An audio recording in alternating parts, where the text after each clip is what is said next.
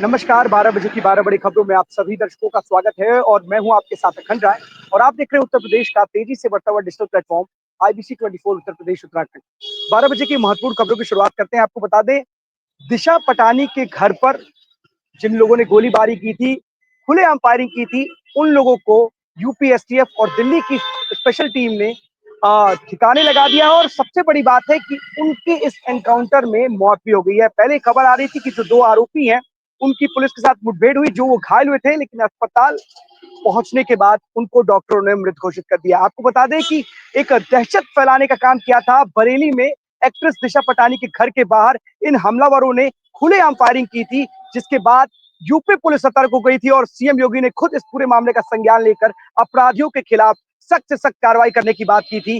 और अब UP STF ने उन दहशतगर्दों को, जिन्होंने इस कृत्य को अंजाम दिया था, उनको उनके अंजाम तक पहुंचा दिया है। सबसे बड़ी बात है, इस पूरी घटना के बाद अब दिशा पटानी के पिता और पूर्व जो अधिकारी थे, पुलिस के डीएसपी थे, उन्होंने योगी सीएम योगी का धन्यवाद ज्ञापित किया। आपको सुनाते हैं क्या कुछ कहा है दिशा पटानी के पिता ने। मैं माननीय मुख्यमंत्री उत्तर प्रदेश श्री योगी आदित्यनाथ जी का अपने तथा अपने परिवार की ओर से धन्यवाद ज्ञापित करता हूं। जैसा उन्होंने मुझे विश्वास दिलाया था और उसी के अनुरूप इतने कम समय में अपराधियों को ढूंढकर इतनी कठोर कार्रवाई की। मैंने आज पुनः माननीय मुख्यमंत्री जी से फोन पर वार्ता कर उनका धन्यवाद ज्ञापित किया कि उनके नेतृत्व में उत्तर प्रदेश सरकार एवं उत्तर प्रदेश पुलिस भयमुक्त समाज की परिकल्पना को पूर्ण रूप से साकार कर रही है। देखिए, सबसे बड़ी बात है कि जिस तरीके की बात और दिशा पटानी के पिता कह रहे हैं और कह रहे हैं कि इतने कम समय में जो रिजल्ट उन्होंने दिया है, वो अपने आप में कहीं ना कहीं की सीएम योगी की उस तमाम जो जीरो टॉलरेंस नीति को साफ तौर पर दर्शाता है कि कैसे अपराधियों के हौसलों को पर लगाम लगानी है। साफ तौर से जो दहशतगर्द थे, 2 दहशतगर्द जिन्होंने इस तरीके पूरी घटना को अंजाम दिया था, खुलेआम फायरिंग की थी।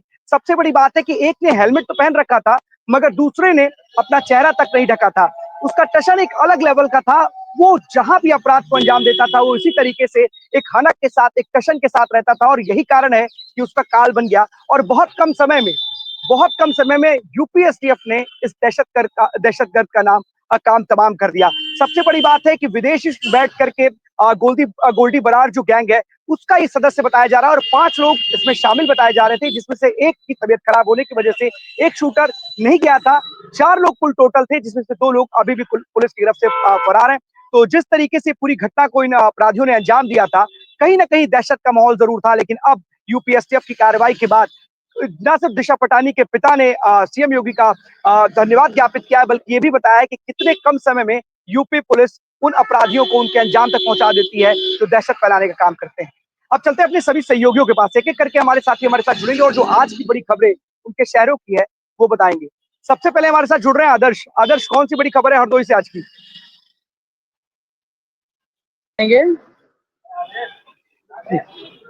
जी, आज हम बताना चाहेंगे अखंड जी, आज यहाँ पर जो है जिला सूचना विभाग से एक प्रदर्शनी लगाई गई थी, जिसमें राज्य शिक्षा मंत्री रजनी तिवारी जी आई हुई हैं। आज हम उन्हीं से यहाँ बात करेंगे कि वो लेकर यहाँ पर लेकर किस लिए आई है। जी अखंड जी,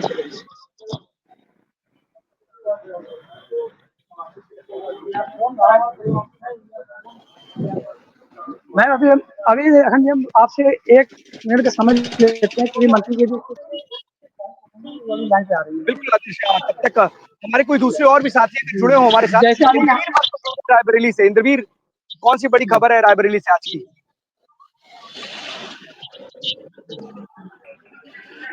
जी देखिए, मैं आपको बता दूं, बताइए इंद्रवीर, बताइए। 1 मिनट रुकिएगा इंद्रवीर। आदर्श, जब मैम आ जाए तो आप कनेक्ट हो जाइएगा, आप बताइएगा, तब तक हम इंद्रवीर से बात करेंगे। आ गए। अच्छा आदर्श, बताइए, बात कीजिए। हमारे इधर रुक जाइए। हमारा इस समय शिक्षा राज्य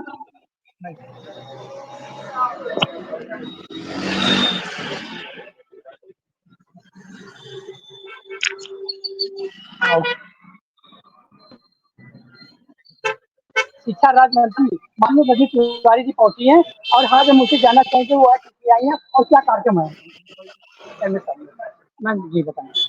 जैसा कि आपको पता है कि हम सब ने कल अपने देश के यशस्वी प्रधानमंत्री का जी का जन्म दिवस एक साथ मिलकर के मनाने का काम किया। पूरे देश ने इस दिन को एक उत्सव के रूप में मनाया है। हम लोगों ने मोदी जी का भाषण भी सुना, जो कि हम महिलाओं के लिए विशेष तौर पे रहा है। इसके लिए भी मैं अपने यशस्वी प्रधानमंत्री जी को सभी महिलाओं की तरफ से हृदय से धन्यवाद देना चाहूंगी। मोदी जी शतायु हों, उनका मार्गदर्शन हम सब लोगों को सदैव मिलता रहे, ऐसी ईश्वर से कामना करते हुए जो हम लोगों का सेवा पखवाड़ा हम लोग मनाने का काम कर रहे हैं। आज भी कई कार्यक्रम है, कल भी हम लोगों ने बहुत सारे कार्यक्रम किए हैं और मोदी जी के मार्गदर्शन में, उनके नेतृत्व में आज उत्तर प्रदेश की सरकार भी विभिन्न कार्यक्रम कर रही है। सरकार और संगठन मिलकर के, या कहे कि पूरा देश मिलकर के, लग रहा है कि कुछ समय हम सब लोग मिलकर के इसको मनाने का काम कर रहे हैं। कोई मोदी जी के जन्म दिवस से ब्लड डोनेशन डोनेट करने का काम कर रहा है, तो कहीं पे प्रदर्शनी लगी है, कहीं पे स्वास्थ्य सुविधाएं दी जा रही हैं, विशेष तौर पे वहाँ पे महिलाएं आ रही हैं।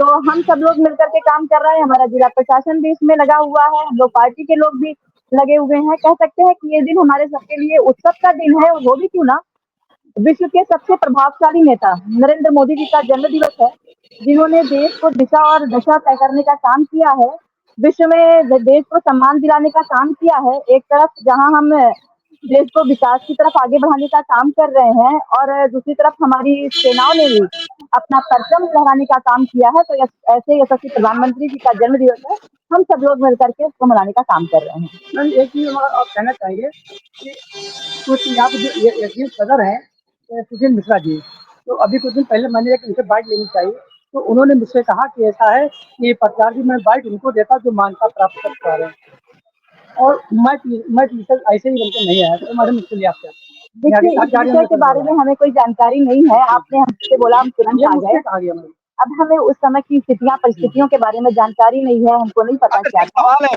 और मैं आपको कहती हूँ, हम सब लोग मिलकर के अपने यशस्वी प्रधानमंत्री जी को बधाई दे रहे हैं। उनके नेतृत्व में हम सब काम करते रहे हैं। मैम, आप सुन पा रही हैं? एक सवाल है आपसे मैम। जिस हाँ, तरीके से सुन रही हूँ देश मैं। में प्रधानमंत्री जी का जन्मदिन मनाया गया था, सबसे बड़ी बात है कि इसी दिन पर समाजवादी पार्टी के कार्यकर्ताओं ने उसे बेरोजगारी दिवस के रूप में मनाने का काम किया, और तमाम जो एनएसयूआई के हों या फिर समाजवादी पार्टी के जो छात्र विंग है, वो प्रदर्शन करती हुई नजर आई।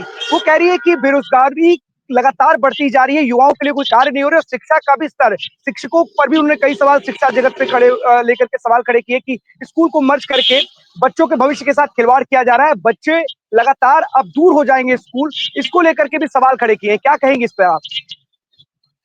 देखिए, समाजवादी पार्टी खुद बेरोजगार होने की कगार पे आ गई है। उन्होंने राजनीति को उद्योग बना करके रखा था, रोजगार बना करके रखा था, इसी दृष्टि से वो राजनीति को देखते थे। देश में हमको एक ऐसा नेता मिला जिसने सेवा भाव से काम करने का काम किया, चौकीदार बन करके सेवा करने का काम किया, देश की रक्षा करने का काम किया। तो वो सारी पार्टियां घबरा गई हैं, धराशायी हो गई हैं, तो वही कहती हैं ऐसी बातें। और जो आपने बात की कि हम लोगों ने स्कूलों को कम कर दिया, ऐसा नहीं है। वहां पे बाल वाटिकाएं बनाई गई हैं। हमारे छोटे बच्चे, 3 साल से लेकर के 6 साल के बच्चे जो स्कूल नहीं जा पा रहे थे, उनकी शिक्षा नहीं हो पा रही थी। हम चाहते हैं कि जैसे और लोगों के बच्चे, बड़े परिवारों के बच्चे स्कूलों में जाते हैं, कॉन्वेंट स्कूल में जाते हैं, शिक्षा लेते हैं, वैसी ही शिक्षा हमारे गरीब परिवार के बच्चे भी ले सके, उसके लिए हम लोग बाल वाटिकाएं बना रहे हैं। वहां पे बच्चे जाएंगे, उसके बाद जब 6 वर्ष की उनकी आयु हो जाएगी, तो उसके बाद वो प्राइमरी में शिक्षा ले सकेंगे। आज आप स्वयं से देखिए, हमारे चाहे प्राइमरी स्कूल हो, चाहे बेसिक हो, चाहे माध्यमिक हो, और विश्वविद्यालय तक हम लोगों ने शिक्षा को बेहतर करने का काम किया है। बिल्कुल मैम, ये हमारा सवाल नहीं है, ये समाजवादी पार्टी लगातार इस तरीके के सवाल उठा रही है कि बच्चों को दूर किया जा रहा शिक्षा से, इसलिए स्कूल को मर्ज करने की बात पर, उनके मॉडर्नाइजेशन के नाम पर सरकार स्कूल पर तालाबंदी कर रही है। ये मुझे हमारा तो सवाल नहीं है, हंसी आ रही समाजवादी है। पार्टी का। जी, जी, बिल्कुल। नहीं समझ रहे, समाजवादी पार्टी का सवाल है। मुझे तो हंसी आ रही है। वो वही लोग हैं जो शिक्षा के नाम पे राजनीति करते थे, कहते थे तुम हमको वोट दो, हम तुमको नकल करने का अधिकार देंगे। वो लोग शिक्षा की बात कर रहे हैं। हम लोगों ने शिक्षा को बेहतर करने का काम किया है, और हमें गर्व है, हम अपने यशस्वी मुख्यमंत्री जी के नेतृत्व में आज उत्तर प्रदेश भी शिक्षा का हब बन गया है। बिल्कुल मैम, एक आखिरी सवाल है, क्योंकि देखिए शिक्षा से जुड़ी हुई तमाम चीजें निकल करके सामने आती है, और योगी सरकार, सीएम योगी खुद इस बात को लेकर के कहीं ना कहीं आश्वस्त है कि बच्चों को मॉडर्न शिक्षा की तरफ लेके जाया जाए, और उसके लिए तमाम तरीके के मॉडर्न स्कूल बनाने की बात की जा रही है। इसको लेकर के जो कदम उठाए जा रहे हैं, उसमें एक सवाल ऐड ये करना मैम, जहां पर स्कूल मर्ज नहीं हुए, जहां पर 50 बच्चों से अधिक के जो छात्र हैं, जहां पर बच्चे पढ़ रहे हैं, वहां पर सरकार क्या कदम उठाने जा रही है, उनके मॉडर्नाइजेशन के लिए क्या कुछ करने जा रही है, वहां पर भी विशेष ध्यान देगी सरकार, या उनके लिए वहां पर क्या कार्य योजना सरकार की जहाँ है? पे आपको बताएं, जो कि 1 किलोमीटर से ज्यादा की दूरी है, तो वहां पे हम लोग मर्ज भी नहीं कर रहे हैं, वहां पे हम लोग संख्या नहीं देख रहे हैं, हम लोगों ने दूरी देखी है, हम लोग क्वालिटी शिक्षा देने की बात कर रहे हैं, बच्चों के भविष्य निर्धारण करने का हम लोग ध्यान रख रहे हैं। हम लोग सिर्फ समाजवादी पार्टी और अन्य कांग्रेस पार्टी का जवाब देने के लिए नहीं है, जनता के प्रति हमारी जवाबदेही है, उसके प्रति हम काम कर रहे हैं, किसी तरह से बच्चों का भविष्य हम लोग सुधार सकें। सरकार का काम होता है कि किस तरीके से जनता के हित के लिए, बच्चों के हित के लिए, शिक्षा जगत में क्या कुछ बेहतर कर सकते हैं, उसके लिए जो कुछ भी कर सकते हैं सरकार वही कार्य करती है। बिल्कुल सही बात है कि किसी पार्टी के सवाल का जवाब नहीं देना चाहिए, मगर विपक्ष की सबसे बड़ी पार्टी है, विपक्ष में है, और कहीं ना कहीं समाजवादी पार्टी अब उत्तर प्रदेश में एक बड़ी पार्टी के रूप में है, वो सवाल जरूर उठाती है और हमारा काम है उन सवालों का जवाब देना। और आपने जिस तरीके से बखूबी अपनी बात रखी और बताया है कि शिक्षा जगत में बच्चों की किस तरीके की सुविधा दी जा सके, कैसे हमारे जो गरीब बच्चे हैं वो भी बेहतर सुविधा पा सके, ये भी बड़ी बात है। लेकिन विपक्षियों का काम है, विपक्ष में जो लोग रहते हैं वो सरकार पर सवाल जरूर खड़े करते हैं, लेकिन इतना जरूर है कि अगर एक अच्छी सरकार होगी। बताइए मैम जी। उन्हें करने दीजिए, वो विपक्षी है, उनको अपनी बात रखने दीजिए, वो कहे वो कभी कुछ कर नहीं पाए तो कम से कम क्वेश्चन करने दीजिए, ठीक है, हम लोगों बिल्कुल से मैम, पूछेंगे वो कुछ। बिल्कुल मैम, यही यही बात है, क्योंकि देखिए सरकार है और सरकार जब विपक्ष में जो लोग होते हैं वो सरकार पर सवाल खड़े करते हैं। ये बात आपने बिल्कुल बखूबी सही बात कही है कि किस तरीके से जब उनकी सरकार थी तो उस पर भी सवाल खड़े होते थे, और अब वो विपक्ष में है तो वो सवाल खड़े करें। बहुत बहुत धन्यवाद आपका आदर्श इस तमाम जानकारी के लिए। मैम का भी बहुत बहुत धन्यवाद हमसे जुड़ने के लिए। इंद्रवीर हमारे साथ जुड़े हुए रायबरेली से। इंद्रवीर, कौन सी बड़ी खबर है? देखिए अखंड, आपको बता दूं कि जिस तरीके से गौकसी को लेकर, गौ तस्करों को लेकर के सूबे की सरकार कहीं ना कहीं, जब से अगर बात करें तो खासकर गोरखपुर नीट की हत्या, छात्र की हत्या कर दी गई, उसके बाद कहीं ना कहीं जिस तरीके से अब लगातार हर जिले से एक खबरें आती हैं। आज कल रात को अगर बात करें तो रायबरेली के थाना भदोकर क्षेत्र में वहीं पे गौकसी हो रही थी, और गौकसी के साथ साथ गौवंशों को काटते हुए, और वहां पर वो तस्वीर हम दिखा भी नहीं सकते हैं। वहां पे 5 लोगों को ग्रामीणों के द्वारा सूचना मिलती है और पुलिस को अवगत कराया जाता है कि यहाँ पे गौकसी हो रही है। गौ को जब वहां पे सिर कलम कर दिया गया, और उसके बाद मतलब प्रेग्नेंट थी वो गाय। अब आप समझ सकते हैं कि मैं शब्दहीन हूं शायद इस घटना पे।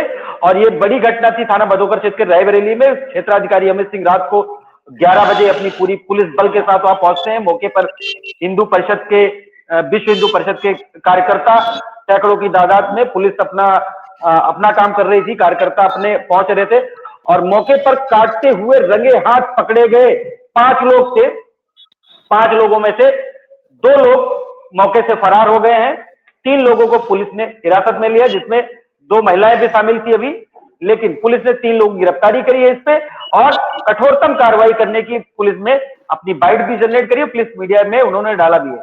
लेकिन जिस तरीके से ये एक पैटर्न सा बना लिया है गौ तस्करों ने, कि अब मतलब सरेआम कत्लेआम कर रहे हैं वो गायों की, इस तरीके की घटनाओं को लेकर के कहीं ना कहीं सूबे की सरकार संजीदा है, और उसको लेकर के लगातार जो ये घटनाएं आ रही है उसको लेकर के हिंदुओं का जो संगठन है, खासकर विश्व हिंदू परिषद, बजरंग दल, ऐसे तमाम संगठन हिंदुओं के हैं, जिन्होंने आज डीएम कार्यालय पहुंच करके ज्ञापन भी दिया है और कठोरतम कार्रवाई की मांग करी है इस घटना को लेकर के। जी अखंड। इंद्रवीर, सवाल ये है कि लगातार सीएम योगी गोवंश को लेकर के, गो तस्करों के खिलाफ अभियान को लेकर के लगातार बोलते रहते हैं, पर आखिरकार जिस तरीके की घटना गोरखपुर में हुई और अब रायबरेली में जिस तरीके से प्रत्यक्ष को प्रमाण की आवश्यकता नहीं हुई है, गो वंश का जिस तरीके से वो जिस तरीके की चीजें, 2 तस्वीरें निकल करके आए जिसे हम दिखा भी नहीं सकते, उस तरीके की चीजें निकल करके आती है, तो समझ से परे है कि आखिरकार पुलिस को क्या इस बात की जानकारी नहीं होती है, क्या पुलिस उन तक नहीं पहुंच पाती है, या फिर पुलिस को जब जानकारी होती है तो उसके बाद वो पहुंचते हैं, या फिर इनके हौसले इतने ज्यादा बढ़े हुए हैं कार्रवाई ना होने का, जो कहीं ना कहीं कार्रवाई नहीं होती है, जिनको इनको मनोबल बढ़ाने का काम करता है। सबसे बड़ा सवाल यही है कि आखिरकार लगातार वृद्धि हो रही है और इतनी लगातार कार्रवाई भी हो रही है, इनका मनोबल क्यों नहीं आखिर कम हो पा रहा है? आखिरकार इन पर लगाम क्यों नहीं लग पा रही है? सबसे बड़ा सवाल यही बना हुआ है। देखिए अखंड, आप सही कह रहे हैं। पुलिस की भाई जहां रही बात, तो पुलिस इस घटना में लेकर के मैं कह सकता हूं पुलिस हर घटना में आगे पीछे और धीरा रवैया अपना सकती है, लेकिन एक ऐसी घटना है गौ तस्करी को लेकर के या गौवंशों को लेकर के, इस घटना में पुलिस लापरवाही नहीं दिखाती है। अगर ऐसा आरोप है तो मैं उसको जहां तक जानता हूं कि ऐसी घटनाओं को कोई भी थानेदार या कोई भी क्षेत्राधिकारी या कोई भी एडिशनल एसपी या कोई भी कप्तान वो लापरवाही नहीं बरतेगा, और लापरवाही बरतेगा तो उसको सीधे सीधे एक फरमान है निलंबित का, उससे पहले उनको इसमें किसी भी घटना में आप चुप कर सकते हैं। लेकिन सूबे का मुख्यमंत्री जो खुद गौ सेवक हो, वो ऐसी घटनाओं को टॉलरेट नहीं करता है, और वो आगे उनका फरमान है कि इन घटनाओं को तुरंत से तुरंत निलंबित किया जाए, ऐसे पुलिसकर्मियों को जो ऐसी घटनाओं को अनदेखा करते हैं। तो ऐसी घटनाओं को अनदेखा नहीं करते पाए जाते पुलिस वाले ज्यादातर। लेकिन जैसे आपने कहा, क्या इन गौ तस्करों के हौसले इतने बुलंद है कि उस घटना से सीख ना लेकर के आने वाले समय में, 2 दिन पहले की घटना गोरखपुर में हुई मंडे, और टुडे इज थर्सडे, तो मतलब 3 दिन के अंदर गैप नहीं हुआ, और उसके बाद अब जो है आने वाले समय में देखा गया कि मतलब वेडनेसडे को ही, मतलब दूसरे दिन ही, तीसरे दिन ये घटना हुई कि वहां पे इतनी बड़ी पूरी बड़े पैमाने पर पुलिस के साथ हाथापाई हुई, लोगों की गौ तस्करों को बचाने के चक्कर में नीट के छात्र की हत्या कर दी, ले जाकर फेंक दिया। उसके बाद भी लोगों के, जैसे आपने कहा कि बड़ा सख्त रवैया है ऐसे गौ तस्करों का, ऐसे कसाईयों का, कि ऐसी घटनाओं को अंजाम। बिल्कुल इंद्रवीर, यही सवाल है कि आखिरकार इस तरह की घटना घटित हुई गोरखपुर में, एक छात्र को डीसीएम में जाकर उसके मुंह में गोली मार दी जाती है।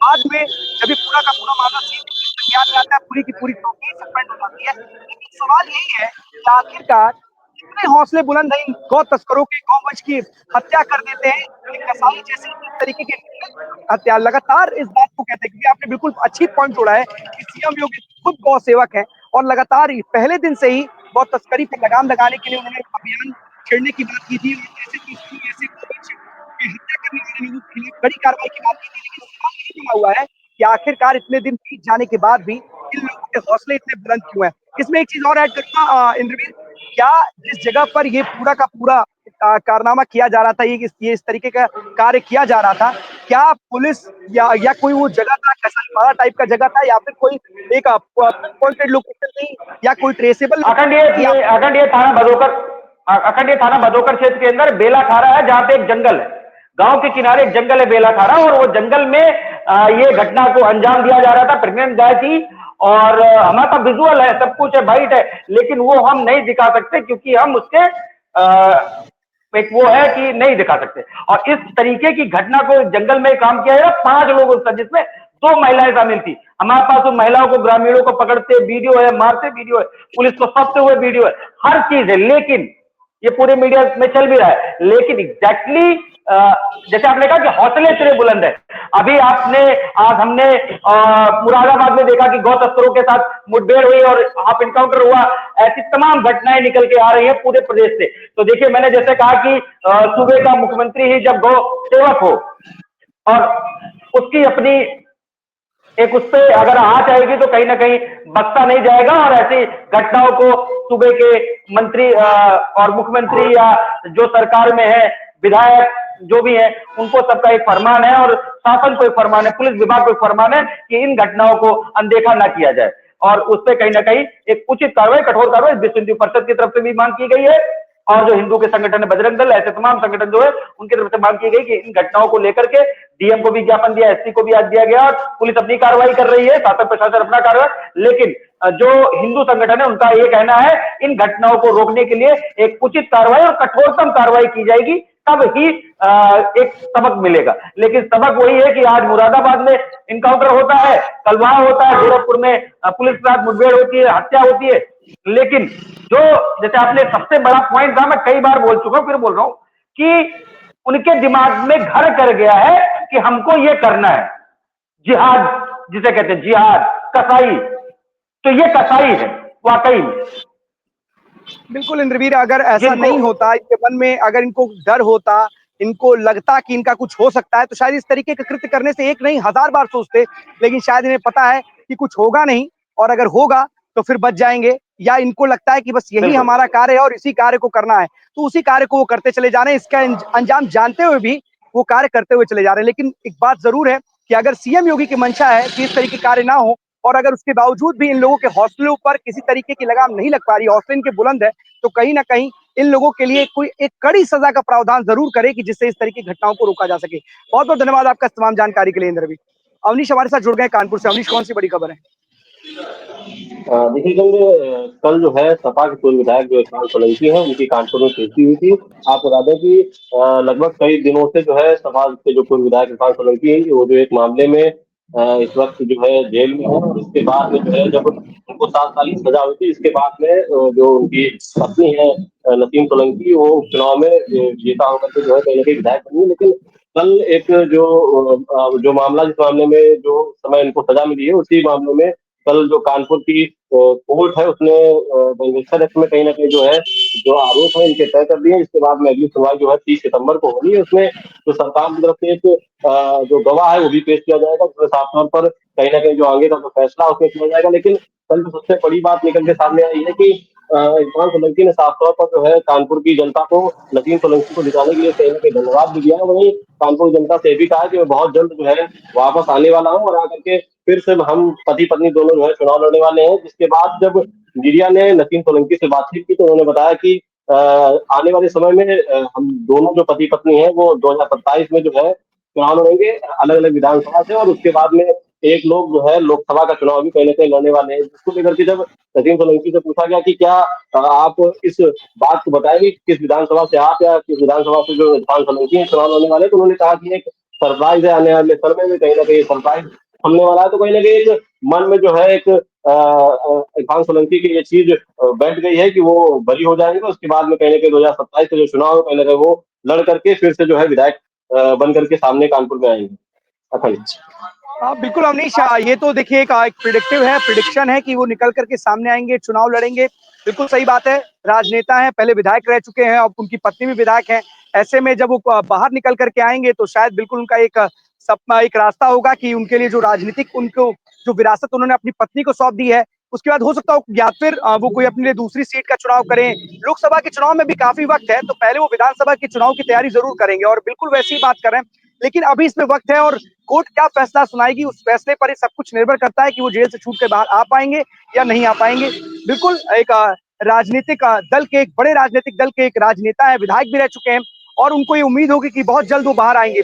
फिलहाल एक बड़ी बात है कि वो कब, जब कोर्ट का फैसला आएगा और जब उनको बेल मिलेगी तभी वो बाहर आएंगे। अब देखने वाली बात होगी कि उनको बेल मिलती है या फिर नहीं मिलती है। एक सवाल है अवनीश आपसे कि जिस तरीके से लगातार बारिश और बाढ़ ने कहर मचाया हुआ था और आपने भी तस्वीरें दिखाई थी, क्या हालात इस वक्त कानपुर में है? क्या पानी कम हो रहा है या लोग फिर से वापस अब जहां पर उन्होंने एक कैंप में शरण ले रखी थी, क्या वापस अपने घरों की तरफ निकल चुके हैं या फिर अभी भी पानी जो खतरे के निशान से ऊपर बह रहा था वो अभी भी जस का तस बना हुआ है? देखिए कल जिस वक्त मैंने ये खबर दिखाई थी उस वक्त मैंने एक बात कही थी कि अगर फिर से बारिश होती है तो कहीं ना कहीं जो आसार है कि पानी नीचे जाएगा वो फिर से हालात बिगड़ सकते हैं। तो आप बता दें मौजूदा समय में आज भी कहीं ना कहीं अलर्ट है लखनऊ कानपुर ऐसे कई जिलों में, और फिलहाल मौजूदा समय में कानपुर में कई जगह पे बारिश हो भी रही है। तो बारिश तो काफी तेज बारिश हो रही है, तो ये बिल्कुल देखा जा सकता है कि जो एक धीमे से जो एक कम पानी हुआ था कहीं ना कहीं जो है पानी का जो स्तर है वो जल स्तर नीचे हुआ था। लेकिन लगातार क्योंकि 2 दिन से बारिश हुई है तो इस बारिश से जो एक मन में उम्मीद जगी थी कि बारिश नहीं होगी तो पानी नीचे चला जाएगा, और जो लोग हैं जो सड़कों पर रहने को मजबूर है, जो कहीं ना कहीं जो है कैंप बना कर रह रहे हैं और 24 घंटे अधिकारी या पुलिसकर्मी भी उनकी सुरक्षा में वहां पर तैनात है, तो उनको भी कहीं ना कहीं राहत मिलेगी। लेकिन जिस तरीके की बारिश 2 दिन हुई है उससे ये उम्मीद जो है कहीं ना कहीं टूटती हुई नजर आ रही है। और फिलहाल अब जो स्थिति है जस की तस बनी रहने की स्थिति में लगभग 5-10 दिन की अगर बारिश नहीं होती है, क्योंकि कल का भी अलर्ट दिया गया है कि कल भी बारिश हो सकती है, तो ये उम्मीद लगाई जा रही है कि अगर जब बारिश बंद होगी फिर लगभग 10 दिन तक जो है हालात सुधरने में 10 दिन लग जाएंगे। बिल्कुल अवनीश, बिल्कुल जिस तरीके से इस बार बारिश ने कहर बरपाया और सितंबर खत्म होने वाला है लेकिन बारिश अभी भी थमने का नाम नहीं ले रही और लगातार हो रही बारिश लोगों के लिए आफत बन करके आई है। पहाड़ हो, मैदानी इलाका हो, तराई इलाका हो, हर जगह ये आफत बन करके आई है। और जैसा आपने पहले ही बताया था कि अगर बारिश 1 या 2 दिन और होती है तो हालात में नरमी नहीं आएगी, कहीं न कहीं हालात और बिगड़ सकते हैं या फिर जस के तस बने रह सकते हैं। और स्थितियाँ कुछ ऐसी ही हैं, लखनऊ हो, कानपुर हो, तमाम इलाके हों, जहाँ पर बारिश रुकने का नाम नहीं ले रही है और लोगों की समस्याएँ लगातार बढ़ती हुई चली जा रही हैं। बहुत-बहुत धन्यवाद आपका इस तमाम जानकारी के लिए अवनीश, क्योंकि बारिश ने कहर बरपाया है और जब ये बारिश लौटेगी तो कहीं न कहीं लोगों के लिए स्वास्थ्य से जुड़ी हुई समस्याएँ लेकर के आएगी और कहीं न कहीं उनको समस्या का सामना करना पड़ सकता है। इसके लिए कहीं न कहीं जिला प्रशासन ने कमर ज़रूर कस ली है और तमाम जगहों पर जो ज़रूरी दवाइयों या फिर छिड़काव या फिर एंटी लार्वा के लिए कुछ भी जो भी ज़रूरत की चीज़ें हैं, वो कहीं न कहीं अब स्वास्थ्य सेवाओं से जुड़ी हुई, उसको मुहैया कराने के लिए भी कहीं न कहीं जिला प्रशासन को कड़ी मशक्कत और मेहनत करनी पड़ेगी। एक और खबर आपको बता दें, राजधानी लखनऊ से है। यहाँ पर एक युवक ने अपनी 8 महीने की गर्भवती पत्नी की बाकी से मारकर हत्या कर दी है। आपको बता दें, ना सिर्फ युवक ने अपनी पत्नी की हत्या की, बल्कि जब उसकी माँ को ये लगा, उस युवक की माँ को लगा कि दोनों के बीच में कुछ झगड़ा हो रहा है और वो वहाँ पहुंचती है, तो युवक ने अपनी माँ पर भी हमला कर दिया, जिसकी वजह से उसकी माँ भी गंभीर हालत में इलाज के लिए अस्पताल में भर्ती है। तो युवक ने जब इस तरीके का कृत्य किया तो शोर मचाने लगी जब उसकी बहन, तो युवक भागने लगा। तो वहाँ के लोगों ने, जो निवासी थे, उन्होंने दौड़ाकर तो युवक को पकड़ा और युवक को पकड़ने के बाद उसे खंबे से बांधा और जब पुलिस आई तब उसे उस युवक को हवाले किया। तो जिस तरीके की ये घटनाएं लगातार एक के बाद एक आ रही हैं, चाहे युवक अपनी पत्नी की हत्या करने की बात आ रही, तो इस तरीके की जो नृशंस हत्या की खबरें से लगातार कहीं न कहीं सनसनी फैल जाती है और ये कारण है कि आपसी मनमुटाव, छोटे-मोटी जो वजह होती हैं, वो कहीं न कहीं हत्या की वजह बन जाती है। आज एक बार फिर से नेता प्रतिपक्ष राहुल गांधी ने एक बड़ा हमला बोला है चुनाव आयोग पर और वोट काटने की बात की गई है। उन्होंने साफ तौर पर कहा है कि कहीं न कहीं 6000 वोट कर्नाटक में काटे गए और इसी का आरोप लगाया। तो हाइड्रोजन बम की लगातार नेता प्रतिपक्ष राहुल गांधी बात कर रहे हैं और वोट चोरी की बात लगातार कर रहे हैं। तो इसी को लेकर के वो तमाम दावे इस वक्त प्रेस कॉन्फ्रेंस के द्वारा उन्होंने पेश किए और बताया है कि मोबाइल के जरिए वोट डिलीट किए गए। तो चुनाव आयोग पर सवाल खड़े किए और चुनाव आयोग के बीजेपी के साथ मिली भगत पर सवाल खड़े किए हैं। अब ये देखने वाली बात होती है कि इन आरोपों पर चुनाव आयोग क्या जवाब देता है, क्योंकि चुनाव आयोग पर ही सीधा हमला है ये। अब नेता प्रतिपक्ष के इन तमाम जो सवाल हैं, जो उन्होंने उठाए हैं, उस पर अब चुनाव आयोग क्या अपनी उस पे प्रतिक्रिया देता है, ये भी देखने वाली बात होगी, क्योंकि लगातार वोट चोरी का मुद्दा उठा रहे हैं और वोट अधिकार यात्रा के साथ-साथ तमाम जगहों पर उन्होंने वोट चोरी की बात कही थी और अब एक के बाद एक जैसे-जैसे बिहार चुनाव नजदीक आ रहा है, उसमें ये सवाल कहीं न कहीं खड़ा करते हुए नजर आ रहे हैं। तो सबसे बड़ी बात है कि कहीं न कहीं वोट चोरी के मुद्दे को लेकर के जो नेता प्रतिपक्ष है, लगातार बीजेपी को घेर रहे हैं और बीजेपी के साथ-साथ चुनाव आयोग की भूमिका पर भी सवाल खड़े कर रहे हैं। न सिर्फ नेता प्रतिपक्ष समाजवादी पार्टी के प्रमुख अखिलेश यादव भी चुनाव आयोग की भूमिका पर सवाल खड़े कर रहे हैं। लेकिन जिस तरीके से पूरी की पूरी ये कहानी चल रही है, वोट चोरी के मुद्दे को लेकर के आगे बढ़ते हुए नजर आ रहे हैं, तो इतना जरूर है कि कहीं न कहीं साफ तौर पर नेता प्रतिपक्ष राहुल गांधी हो या समाजवादी पार्टी के प्रमुख अखिलेश यादव हो, वो चुनाव आयोग को घेरने का काम कर रहे हैं कि वोट चोरी एक ऐसा मुद्दा है जिसको लेकर के आगे बढ़ रही है, चाहे विपक्ष की भूमिका है, वो लगातार आगे बढ़ रही है। हमारे साथ सरफराज जुड़ रहे हैं। सरफराज, आवाज आ रही है आपको?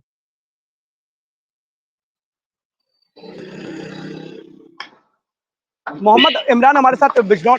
इमरान, कौन सी बड़ी खबर है बिजनौर से आज की? देखिए, अगर मैं आपको बता दूं, बिजनौर में ट्रैफिक पुलिस का एक नया है, जो कि एक रिक्शा चालक को जो है ट्रैफिक पुलिस का दरोगा जो है रोकता है, और लेकिन रिक्शा चालक ने रुका नहीं और रिक्शा तेजी से भगा देता है। पीछे से दरोगा जो है पीछे रिक्शा का पीछा करता है, तेजी से भाग दौड़ता है रिक्शा के पीछे और सड़क पे गिर जाता है। लेकिन इतने पे भी दरोगा जो है रुका नहीं। एक वहां पर मोटरसाइकिल चालक को हाथ देता है और उसके पीछे बैठता है और रिक्शा का पीछा करता है। आगे जाके जो है रिक्शा चालक को पकड़ लेता है और वहां जाकर के जो है रिक्शा को थाने ले जाता है, जबकि रिक्शा चालक कह रहा है कि मेरी कोई गलती नहीं है, मेरे पास कागज पूरे हैं हर तरीके से। ये जो है दरोगा जी जो है मेरे को जबरदस्ती रुका रहे थे, जिस कारण मुझे आगे स्कूल के बच्चे लेने थे, लेकिन उन्होंने जो है मुझे टाइम वेस्ट कर रहे थे, जिस कारण मैं रुका नहीं और मैंने स्कूल पे जाना अच्छा संभव समझा। जी अखंड। इमरान, सबसे बड़ी दिक्कत है कि तमाम इस वक्त सड़कों पर आपको एक बहुत बड़ा हुजूम ई रिक्शा का दिखाई मिलेगा और इनके खिलाफ कार्रवाई भी चल रही है और ऐसी घटनाएं घटित हुई हैं हाल फिलहाल में। कहीं ना कहीं पुलिस लगातार चेकिंग अभियान भी चला रहा है कि इनके पास कागज हैं, क्योंकि सड़कों पर जिस तरीके से एक मकर जाल बना हुआ है ई रिक्शा का, लगातार कहीं ना कहीं जो ट्रैफिक की व्यवस्था इनकी वजह से ध्वस्त होती हुई नजर आ रही है। ना ये ट्रैफिक चालान को इनको लगता है कि जो लाइट्स लगी है उसका इनको कोई मतलब है, और लगातार नियम और कानूनों को तोड़ते हुए नजर आ रहे हैं। हो सकता हो कि शायद उस पुलिस वाले को लगा हो कि ये भी कोई नियम तोड़ रहा हो, ये एक अलग वजह है। फिलहाल अगर आप बता रहे हैं कि ये रिक्शा चालक इस तरह की बात कर रहा है कि उसे बेवजह परेशान किया जा रहा है, तो अगर कहीं ना कहीं उसकी पूरी डिटेल होगी तो उसे बेफिजूल परेशान नहीं किया जाएगा। लेकिन इमरान, देखिए तमाम अगर जगहों पर इस तरह की खबरें आ रही हैं, चाहे राजधानी के भी हालात ऐसे हैं कि कई प्रमुख जो चौराहे हैं वहां पर ई रिक्शा की वजह से बहुत बड़ा जाम लग जाता है, और इसी वजह से लगातार पुलिस इन रिक्शा चालकों को एक चौराहे से कहीं थोड़ी दूरी पर आगे रहने के लिए बोलती है, क्योंकि सभी सवारियों को बैठाने के चक्कर में या फिर अपने को आगे ले जाने के चक्कर में, अपनी गाड़ी को आगे लगाने के चक्कर में पूरा का पूरा जो ट्रैफिक व्यवस्था उसको ध्वस्त करने का काम करते हैं, और बिल्कुल भी डर नहीं है इन लोगों को। तो कहीं ना कहीं जो पुलिस कार्रवाई है इन लोगों पर लगातार चलती आ रही है कि इन पे नकेल कसा जाए और नियम कायदे कानून को ये माने। फिलहाल पुलिस का इस पर क्या कहना है, क्योंकि आपने रिक्शा चालक की बात बताई, पुलिस ने इस पूरी घटना पर क्या कहा है?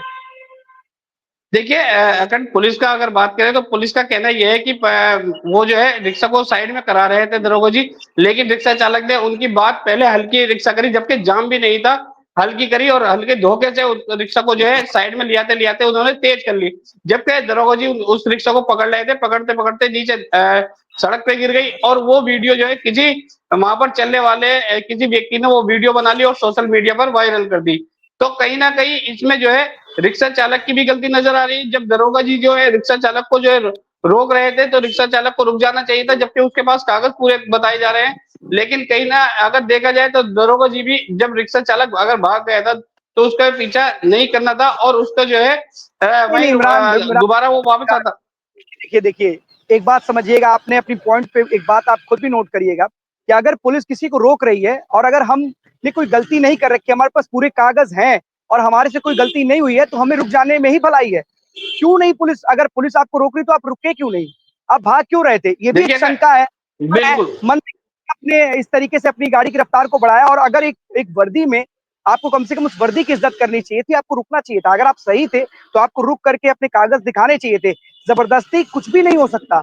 आपने एक मुसीबत अपने लिए बुलाई बुलाई, लेकिन अगर वर्दी वाला आपको रोक रहा है, पुलिस को अधिकार है रोकने का, और अगर आपसे वो कुछ पूछ रहा है तो बताने का भी है, क्योंकि ऐसी बहुत सारी चीजें, ऐसी बहुत सारी घटनाएं घटित हो रही हैं। कहीं ना कहीं गलत काम भी कर रहे हैं लोग और पुलिस को देख के भागते हैं। हाफ एनकाउंटर्स में तमाम ऐसी आपने बातें सुनी होंगी कि जब पुलिस ने रोकने का काम किया तो उसमें पुलिस वो भागने लगे और मुठभेड़ हो गई। तो तमाम ऐसी चीजें निकल करके सामने आती है। पुलिस पर सवाल खड़ा करना अपने आप में अलग है। अगर पुलिस रोक रही थी, और आप ही बता रहे हैं कि वीडियो वो पीछे दौड़ लगा रहे थे और दौड़ते वक्त वो गिर भी गए थे, फिर उन्होंने एक अगर बाइक मैं का सहारा वो वीडियो भी मैंने लेकर वीडियो वीडियो प्ले कराने की कोशिश करूंगा, मैं वीडियो भी मैंने भेज रखी है, वो वीडियो आप प्ले कराने की कोशिश करें जी। हाँ नहीं, बिल्कुल इमरान, वो वीडियो भी होगा, हम अपने दर्शकों को भी दिखाएंगे, लेकिन इतना जरूर है कि देखिए पुलिस के पास अधिकार है और पुलिस उस अधिकार के साथ ही किसी को रोकती है और पूछती है, और जिसपे शंका होती है, जो नियम कायदे कानून तोड़ता है, जिसे लगता है कि इससे कोई गलती हुई है, पुलिस उसी को रोकती है। हर आदमी को नहीं रोकती, क्योंकि इतनी बड़ी तादाद में रोक पाना, सबको चेक कर पाना अपने आप में असंभव है, और अगर पुलिस रोक रही है और नहीं रुक रहे हैं तो शंका और भी बढ़ जाती है, बड़ी प्रबल हो जाती है कि आखिरकार इस व्यक्ति को रोका जा रहा है, ये रुक क्यों नहीं रहा है। तो सवाल ये भी एक इमरान है, और कहीं ना कहीं ऐसे ही रिक्शा चालकों की एक बाढ़ सी आई हुई है, और बाढ़ ना कहें सुनामी कहें तो हुई होगा, क्योंकि इस समय कोई भी इलाका हो जहां पर आपको केवल और केवल ई रिक्शा दिखाई देंगे, और इतनी बड़ी तादाद में दिखाई देंगे कि आम राहगीरों के लिए एक बड़ी मुसीबत का सबब बन चुके हैं। तो तमाम चीजें, अगर पुलिस रोक रही है तो कम से कम अपनी बात रखनी चाहिए थी, और अगर उनके पास पूरे कागजात थे तो उन्हें दिखाना भी चाहिए था। बहुत बहुत धन्यवाद इमरान इस तमाम जानकारी के लिए, क्योंकि लगातार पुलिस के ऊपर कार्रवाई पुलिस करती है इन लोगों पर, अगर उनके पास कागज ना हो या फिर वो नियम कायदे कानून को तोड़ रहे हो, और इसीलिए पुलिस चेक भी करती है, वेरीफाई भी करती है, उनके डॉक्यूमेंट्स भी चेक करती है, ये भी चेक करती है कि जो युवक रिक्शा चालक है जो चला रहा है वो वैलिड डॉक्यूमेंट्स के साथ चला रहा है या नहीं, वो बालिग है या नहीं। बहुत सारी डॉक्यूमेंट्स, बहुत सारी चीजें होती हैं जो ये देखती है, निर्भर करता है, क्योंकि तमाम शिकायतें लोगों के द्वारा पुलिस को मिलती है, और पुलिस इसी को लेकर के लगातार एक के बाद एक अभियान भी चलाती है कि इन लोगों पर लगाम लगाई जा सके और इनको थोड़ा सा कानून का डर इनके अंदर बसाया जा सके, क्योंकि कहीं ना कहीं डर होता है तभी सब कुछ होता है। अगर डर नहीं तो अपनी मनमानी करेंगे, और आप जब चौराहे पर निकलेंगे देखेंगे तो आपको दिखाई देगा कि कैसे इनकी मनमानी साफ तौर पर दिखाई देती है। बहुत बहुत धन्यवाद आपका इस तमाम जानकारी के लिए इमरान। तो 12 बजे 12 बड़ी खबरों में आज के लिए बस इतना ही। कल हम आपके सामने फिर से होंगे हाजिर, तब तक के लिए दीजिए हमें इजाजत। धन्यवाद।